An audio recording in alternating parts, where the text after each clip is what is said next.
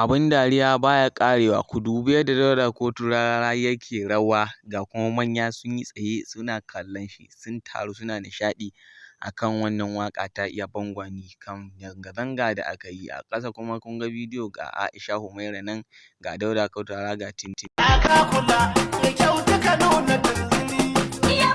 Tun bayan yin wannan waƙa ta Yabon Gwani sai zamana wasu ba'ali na 'yan Najeriya sun nuna irin rashin jin daɗi ga Dauda Kotu Rarara. Daga nan ne kuma bayan an yi haka kawai Dauda Kotu Rarara sai ya ga babu abin da ya kamace shi illa ya waƙar 'yan adawa.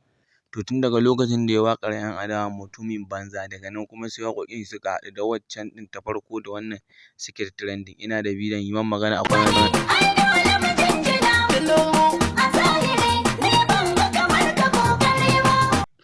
Wato idan kuka tsaya kuka lura cewa ko wannan ɗan wanda ke gaba yana ɗaya daga cikin 'yan jam'iyyar APC, saboda a saman kanshi za ku ga hular nan ta Gawuna Garo 2023, wato ɗan Kano ne kenan saboda yana supporting ɗin Gawuna da Garo. Ga kuma hoton Aisha Humaira can tana wucewa. Ma'aikata ta noma da kiwo guda, yayi ma arewa ya kyautu ku barbaɗa, makiya ku ya da kun so ku biyo gida, a shekara guda ya yi abin da bai faɗo ba. Yabon Gwani ai dole mu jinjina, a zahiri.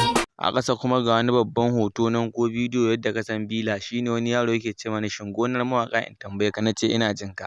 Wannan hoton Bila ce saboda ya ga wani POP mai kyau ga wurin ya sha haske ga AC na ce mashi a'a bari dai zan samo maka tambaya, zan samo maka amsar ka daga hannun masoyan mu masu kallon mu.